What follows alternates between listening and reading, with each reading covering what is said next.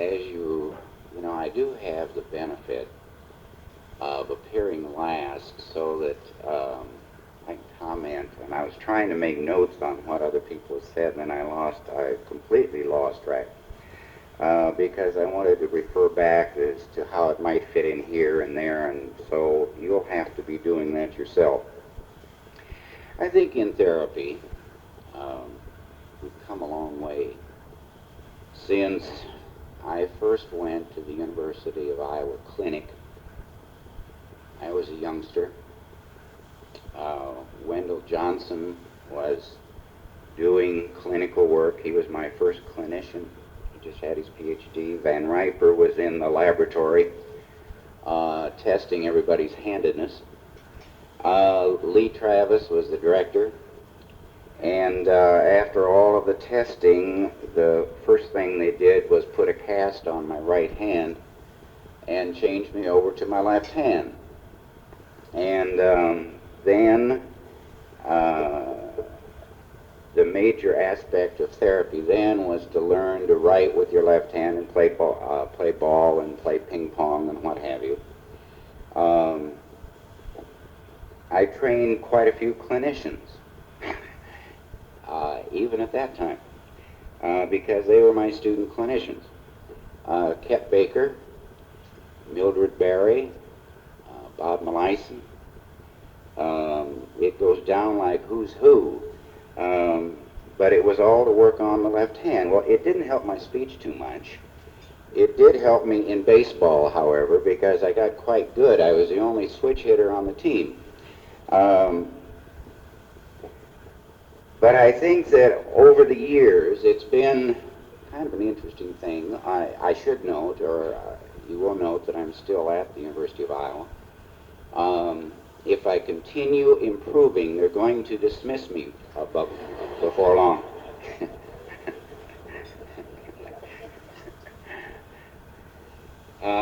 I think as you hear different people who have stuttered talk about their own problems, the one term that keeps coming up over and over again is fear. And I think that in terms of the therapies that evolved from way back when I was a youngster, took this into consideration. And ordinarily we talk about fear, the fear of stuttering. But I would like to break this down a little bit because I think there's more to it. There are different kinds of fear that it's been my experience in working with stutters that they experience, and I think it's important for them to recognize this. One is the fear of the stigma of being a stutter, and people have been talking about this. The change in reaction when people begin to know, so that one hesitates to begin to talk or begin to stutter, because then he'll be found out.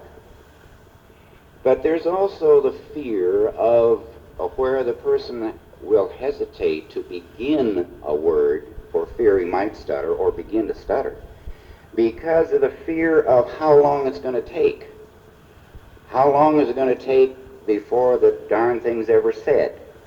So that you get the fear that goes with, once I begin to stutter, how long will it take me to get it said? You also have the fear of, if you stutter once, will you open an avalanche?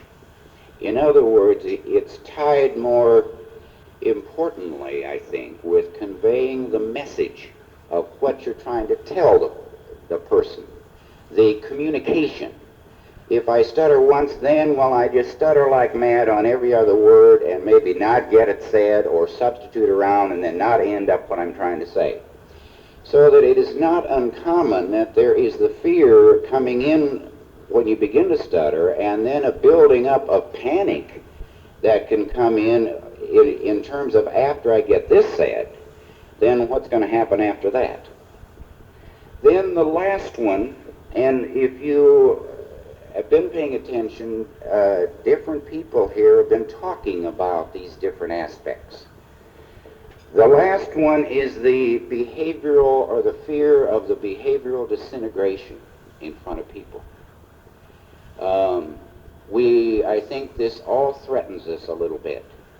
I think it's one of the things that where you as listeners and the stutter, the person's talking along, there is very adequate, one way you can talk it is, or one way you can say it, is there is this behavioral integrity in the way I'm behaving with you now, or interacting with you. But as I'm talking, you enter this something like that, then all of a sudden there is a disintegration, so that the behavioral integrity is lost. And I was interested in Hal Looper, who I'm sorry had to leave, that he mentioned the maintaining your poise as being very important. So that these fears have come to be discussed and have been integrated into different types of therapy. Now, in terms of fear, any kind of fear, there are two main ways that one can meet this. One is to find out through experience that the fears are groundless, that you can cope with the behavior that is creating the fears. And in this sense, my early therapy consisted of the bounce, where as the slightest feeling, internal cue now that I might stutter, I would respond by an easy repetition. And the thing is that in one sense is helpful.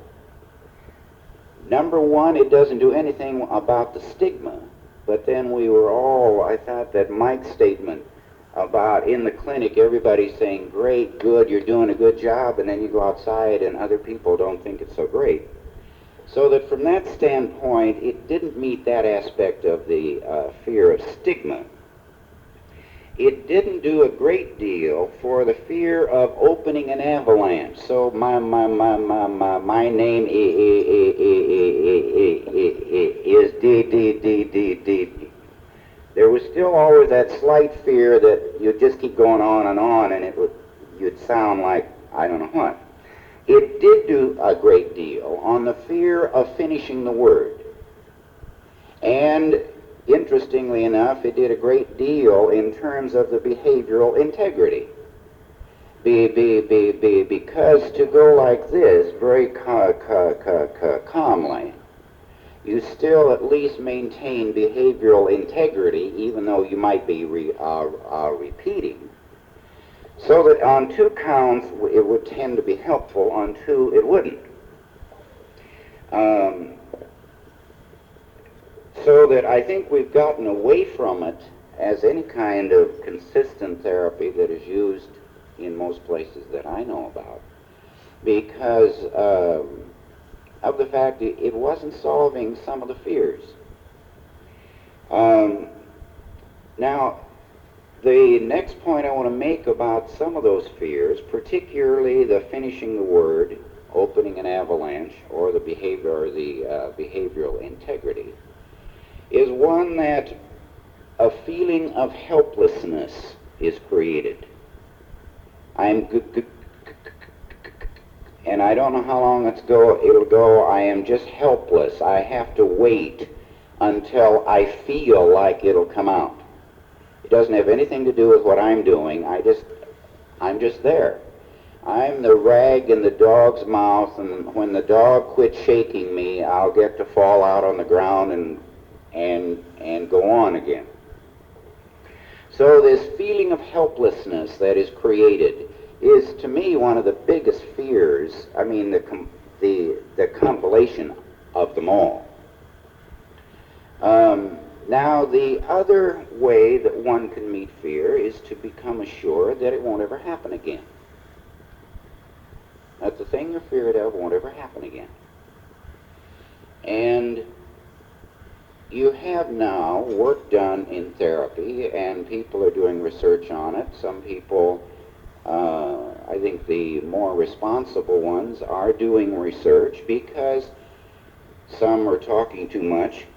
But where they're trying to shape into fluency, with again the extent to which that can be accomplished, you are removing those fears that I've been talking about. I think it is very important, though, to understand the nature of stuttering, because if you work to a criteria, and Bob mentioned this, of 98%, he's fluent 98% of the time, look, you've got to be aware that a stutterer can be fluent for 3 days and pick up the phone one time and man, he's had it. So the simple counts, and I'm saying that with all of the feelings of helplessness and some of these old fears that came surging back, that's then the counts just don't mean too much, because that's where he gets a belief that it's coming back. The feelings, the old fears are coming back. Now, in goals for therapy, and I think that it is, to me, one of the things that monitors in good part my own behavior, and one that I adhere to, is that to me the final goal should be for the person to be able to talk the way he wants to talk, anytime, any place. Now, this means, in one sense, and wants to talk without the presence of these feelings and of being helpless, because he may flub quite a bit, some, if you actually had a fluency count. But he feels in charge of what he's doing. There are not the feelings of helplessness. And that for him might be satisfactory. I've worked in this too long to try to impose the goals for the client. That may be his goal. The majority most certainly want to improve the fluency. But I think you must also keep in mind that the person may be very fluent and still fear helplessness, and still, if you know what I mean, these almost stutters. When you feel the surge and you don't stutter, but you're still scared pea green because you darn near did, then he may be fluent but be terrified. I've had some people coming in for therapy that have been on the shaping program where they don't stutter for 2 days and they can't talk to anybody. They're just absolutely terrified. They don't believe this feeling is still there and they can't quite cope with it. Now, in terms of maintaining, from myself, I think the most important thing to me is that I know I can talk. Some of my students, former students, and students that I see may question that at times because I flub around a lot. But if I want to talk, I can. Now that may sound real strange. But again, it's related to the bounce therapy I had. To me, there's no doubt about it, where I worked on this for years. And where I'd be doing that and really wouldn't even be too much aware that I was even doing it, because I reinforced that so strongly, so long, over a great period of time. Other people have gotten into discussion about resistance to change. There was one. Resistance to change and what's going on here. But to me, and I think if you kind of sit back and look at a lot of the different approaches that we're using, the stigma And this can be a tough one to handle, get over the self-concept that you're a stutterer. That's a little hard to do. Have you ever stopped to think, how would you get over stutter? Just let me give you an example. I may have talked to you 5 years ago, at which time I may have done something like that. You said, oh yeah, old Dean stutters. And I could be talking to you now, the first time in 5 years, and I might do that. There was no helplessness there. To me, I was trying to think straight what I was going to say. But you could pick it up and say, oh yeah, by God, he still stutters. The 5-year between time, how long do you have to go before you no longer stutter? How fluent do you have to be before the stigma, the idea that people will think, yep, he's a stutterer? Well, I guess I've come to believe that people aren't as concerned if you're a stutterer or not. Most people don't know one when they see one. It's only when they talk, and I think the way they talk becomes much more important then in determining the types of interactions that you have with people. In terms of the others, if there's no fear of finishing a word, start in it to louse it up and change it and say it. No fear of anything starting and flying off in all which directions. You can maintain behavioral integrity. Then you, in a sense, are coming to realize that you're doing what you're doing. That there isn't anything going to happen to you. No thing's going to come up and grab the word and pull it back down the throat. There are no feelings of helplessness.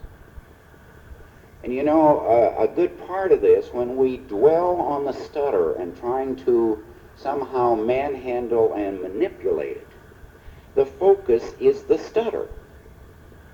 And therefore, we're always trying to cope with the stutter, where I much prefer to think of home base as talking, as doing those kinds of things that people have to do to talk. In terms of providing perhaps a different perspective, and it may illustrate what I have in mind, and it may not, I don't know.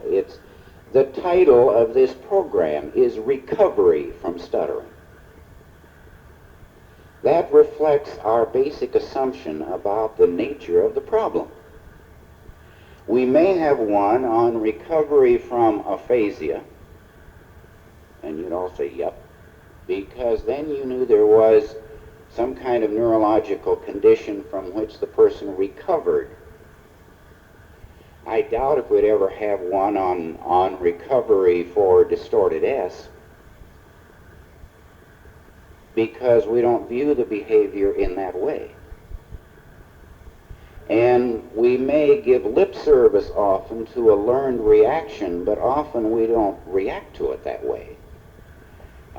Because I've known too many people that had distorted S's and got to where they could use a good TH anytime they really wanted to.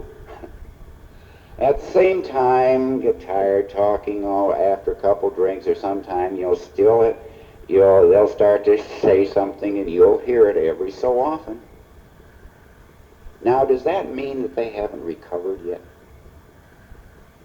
Or does that mean it's part of an old response pattern that comes in you get the cues, so the person then needs to continue to attend to practice to doing the talking that he wants to do. So I think one's viewpoint in therapy reflects, and what you do, reflects in good part your philosophy about it. And the degree to which we can either be grim about it or problem solving in terms of what we're doing to interfere with talking, changing those dimensions, and going ahead and talking. Thank you.